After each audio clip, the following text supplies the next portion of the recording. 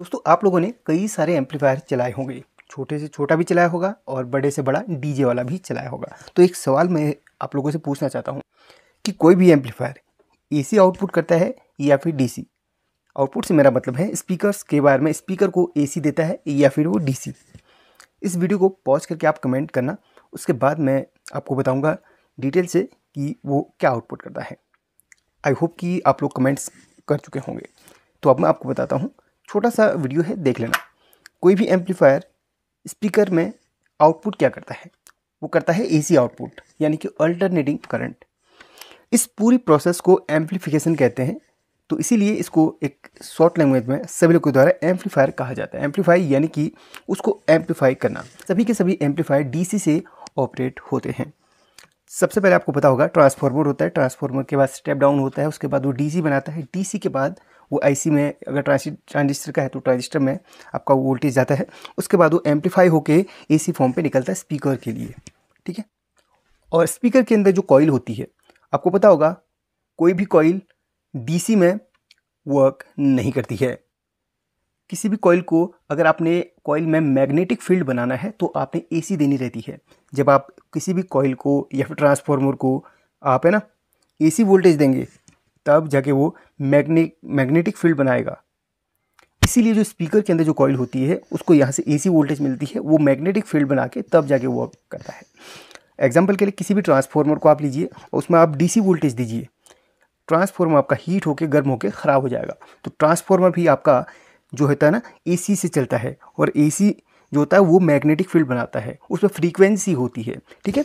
तो ये चीज़ आपको पता होनी चाहिए, और ये जो पूरी प्रोसेस होती है उसको बोलते हैं एम्पलीफिकेशन।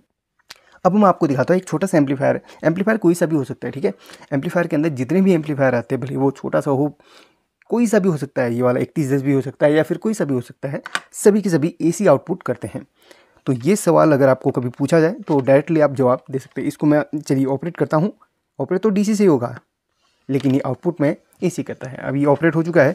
मैं यहाँ पर देखिए, ठीक है, इसके जो ऑडियो है। हाँ, एक चीज़ मैं आपको बता, कभी भी कोई एम्पलीफायर अगर डीसी आउटपुट करने लगे तो समझ लीजिए उसकी आईसी ख़राब हो चुकी है, उसका ट्रांजिस्टर ख़राब हो चुका है। सिंपल से एम्पलीफायर में कभी भी आपकी जो प्रॉब्लम्स आती हैं उसमें देखना आप, वो डीसी आउटपुट करने लगता है। तो एम्पलीफायर में जब भी आपका साउंड का प्रॉब्लम आएगा या फिर कोई भी इशू आएगा तो आप देख लीजिएगा उसमें डीसी आउटपुट करने लगेगा।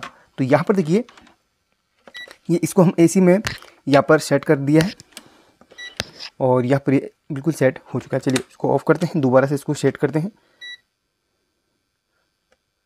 एसी, और ये देखिए सेट हो चुका है। अब इसको हम लगाते हैं इस पर आउटपुट में। यहाँ पर देखिए अभी फ्लैक्चुएशन हो रहा है इस पर।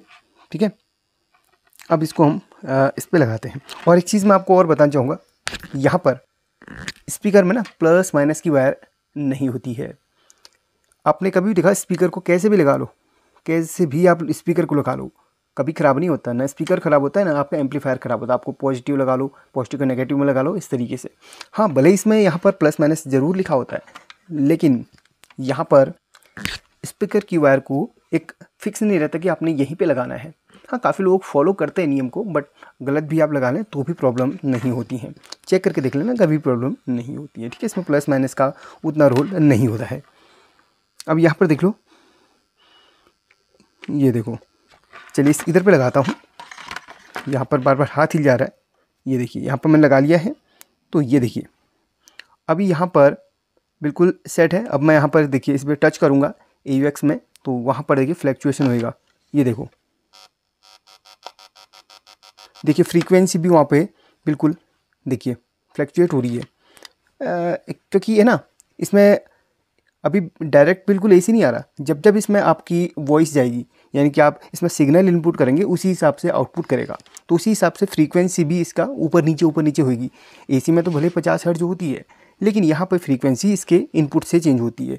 यानी कि यहाँ पर जब वॉइस इनपुट कुछ भी करेंगे आप, तब जाके इसकी फ्रीक्वेंसी भी ऊपर नीचे होती है। इसका ग्राफ भी आप ऑसिलोस्कोप से देख सकते हैं। देखिए इसकी फ्रीक्वेंसी भी देखिएगा, और इसका देखिए एसी में आपका ये फ्लैक्चुएशन हो रहा है। देखिए जैसे टच कर रहा हूँ फ्रीक्वेंसी भी चेंज हो रही है, और ये बिल्कुल फ्लैक्चुएट हो रहा है।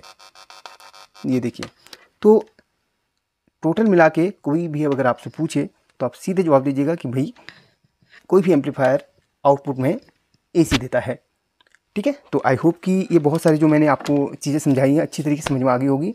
अगर आप चाहें तो इस वीडियो को अपने दोस्तों के साथ शेयर कर सकते हैं, एक प्यारा सा कमेंट करके हमें मोटिवेट कर सकते हैं। और कई सारे जो है ना वीडियोज़ हमारे चैनल पर आने वाली हैं, बहुत ही सिंपल तरीके से हम सिखाते हैं और सीखते रहें और बने रहिए चैनल पर। Thank you so much watching this video.